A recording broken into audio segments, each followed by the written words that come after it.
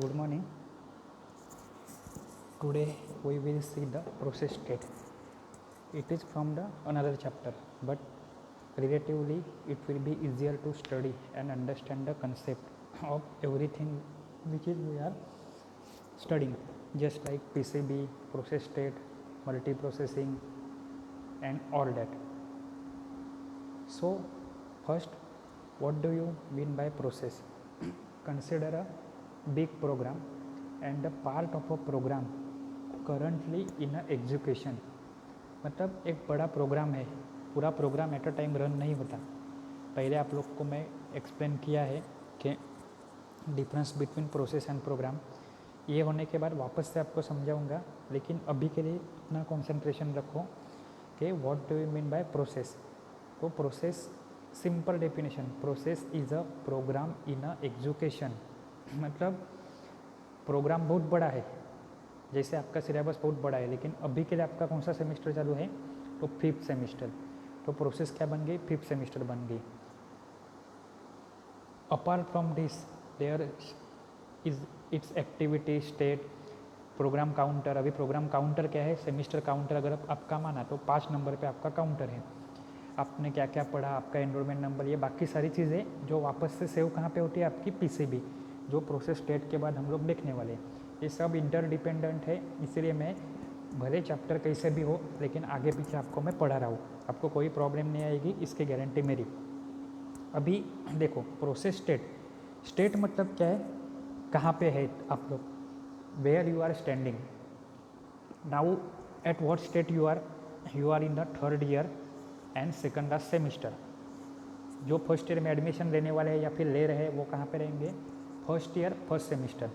जो pass out हो चुके हैं, अभी तक तो एग्ज़ाम नहीं हुए, लेकिन पास आउट हो चुके हैं, वो आप क्या बोल सकते हो, they have completed the diploma of 3 years. Means there are different states. एक पूरी प्रोसेस कौन सी है, डिप्लोमा, रजिस्ट्रेशन करना, एडमिशन लेना, first semester exam, second semester exam, third semester exam, fourth semester exam, 5th semester exam and document collection. And अगर आपका आगे का डिग्री रहेगा तो, या फिर आपका जॉब सर्च करना रहेगा वो. लेकिन but at the any instance of time everyone sits or everyone is there at particular state. Maybe it is 2nd year, 3rd year, 4th sem, 3rd sem, 2nd sem, drop out or anything, that is called as a state. State means what, the position, वो कौन से position में है वो. अभी आपको मैं दिखा देता हूँ प्रोसेस कंसेप्ट क्या है वो. इम्पॉर्टेंट देखो, प्रोसेस कंसेप्ट एग्जाम में पूछते हैं, what is process. It is the program और you can say part of a program currently in a execution. Program बहुत बड़ी चीज़ है, अभी जैसे बोला वैसे, बट ओनली सम पार्ट और little part of its it is execution. उसी को क्या बोलते हैं, प्रोसेस बोलते हैं. अभी there is a process stack for storage of temporary data. वहाँ पे क्या होता है, स्टैक. अभी स्टैक इसलिए आपको पहले भी लास्ट ईयर भी मैं बोलता था, और अभी जो सेकंड ईयर है मैं उनको भी बोलता हूँ. Stack, queue, implicit, explicit, automatic, dynamic, static, है वो हमेशा आपके साथ ही रहेंगे. तो there is a process stack. क्या रहता है, process stack for a storage of temporary data. तो यहाँ पे टेम्पररी डेटा स्टोर करने के लिए क्या रहता है, प्रोसेस स्टैक रहता है.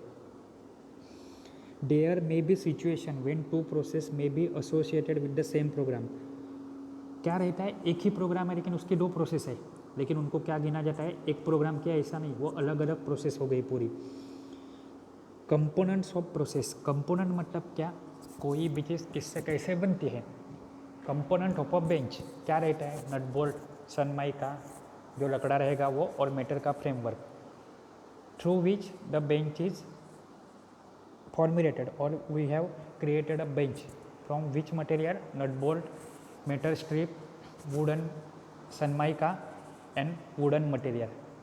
Same like that, what is there is in a process, then that object program means code, means instruction. Second thing is data.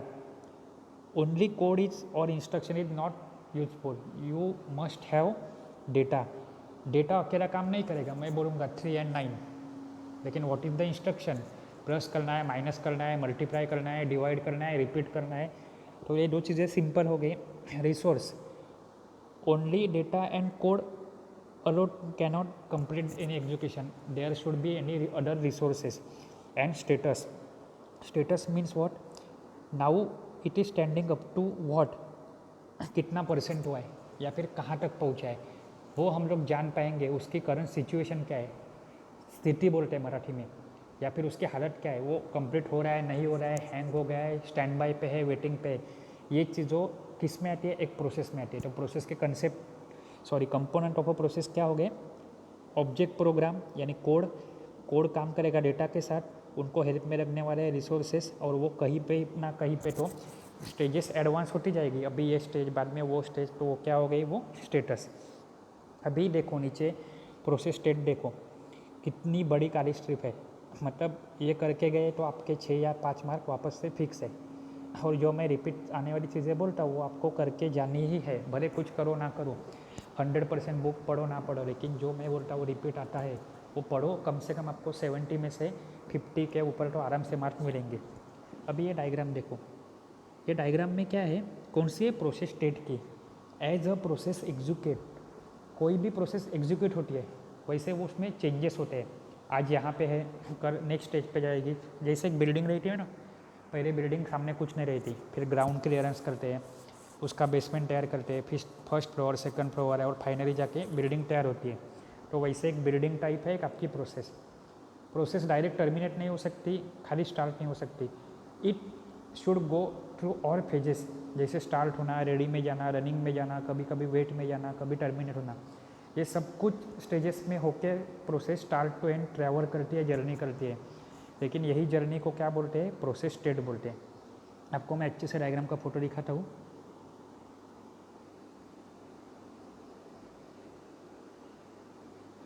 ये दिख रहा है आपको। सबसे पहले क्या है, न्यू के बाद एरो देखो कहाँ पे, रेडी के पास। रेडी के बाद एरो दिखना चाहिए लेकिन नहीं है, लेकिन वो कहाँ पे जाना चाहिए, रनिंग के बाद क्या हो रही है, एग्जिट, और बाद में टर्मिनेटेड। या फिर क्या आ रहा है, आईओ इवेंट, वेट, वापस से रेडी। थोड़ा अभी के लिए आपको कन्फ्यूजन लगेगा, लेकिन ये डायग्राम में जो दिखाऊंगा वो ओरिएंटेशन चेंज करके आप देखो, उसमें ही आपको अच्छा रहेगा। ये देखो,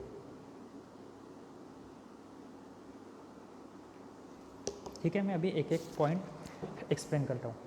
सबसे पहले प्रोसेस न्यू से स्टार्ट करो।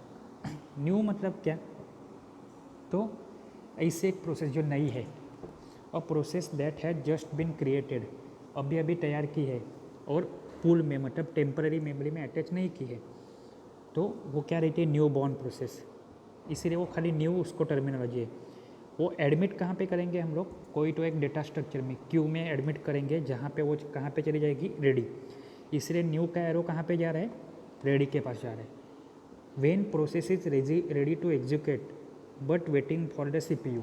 अभी ये लाइन भी आपको हमेशा याद रखनी है। रेडी मतलब क्या, सब कुछ रेडी है।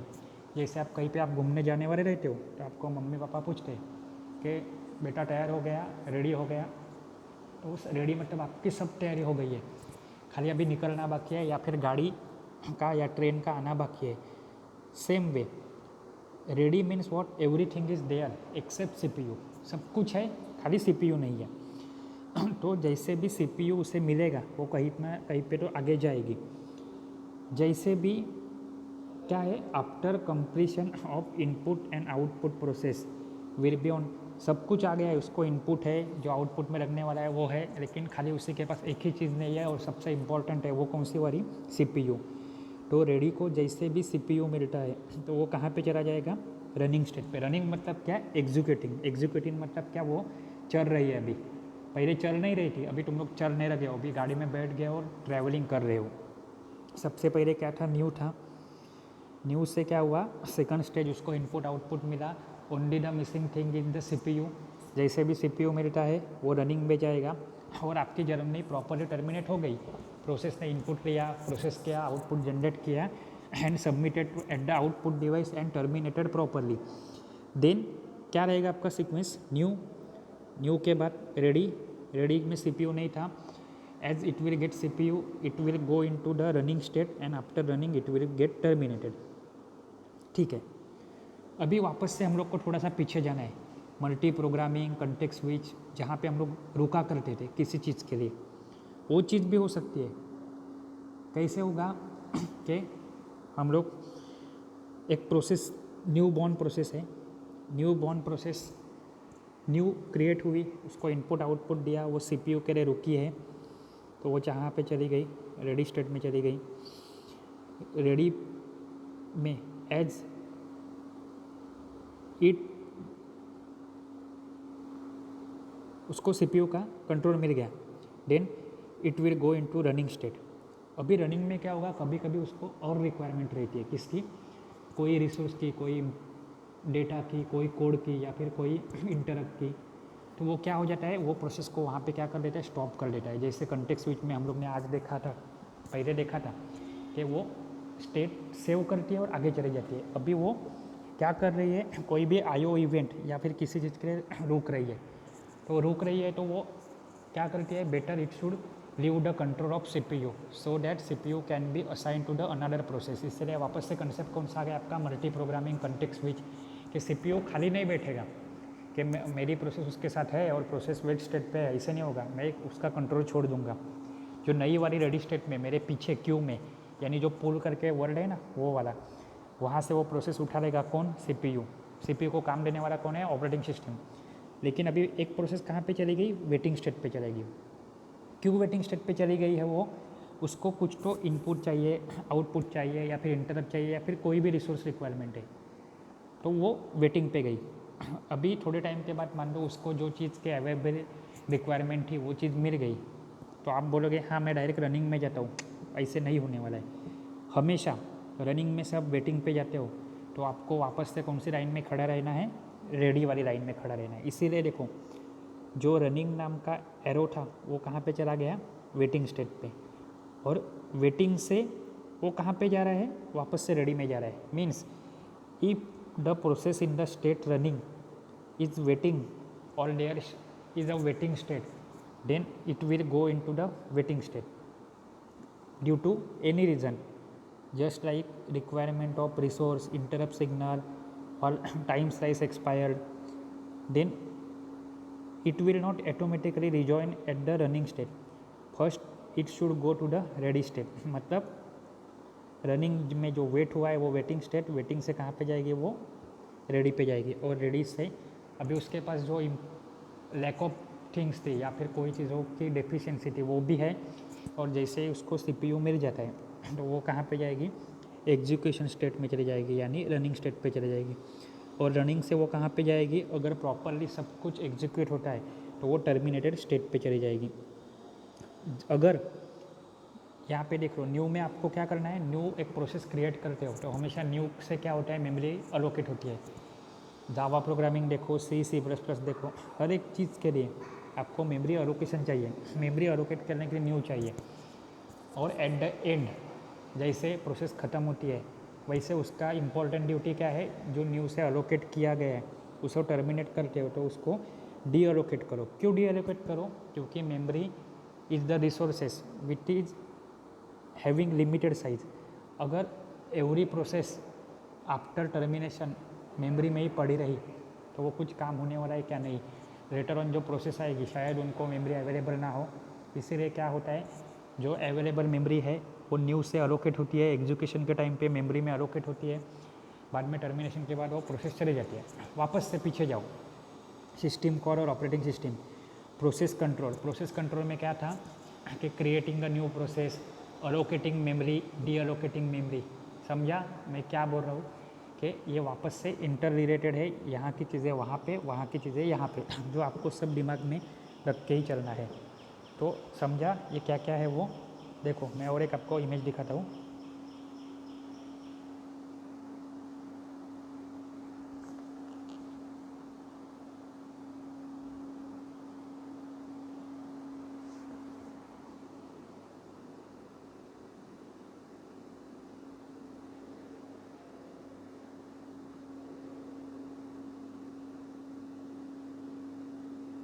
ये देखो स्टेट क्या क्या है, न्यू। तो न्यू क्या है, प्रोसेस बीइंग एग्जीक्यूटेड, क्रिएटेड।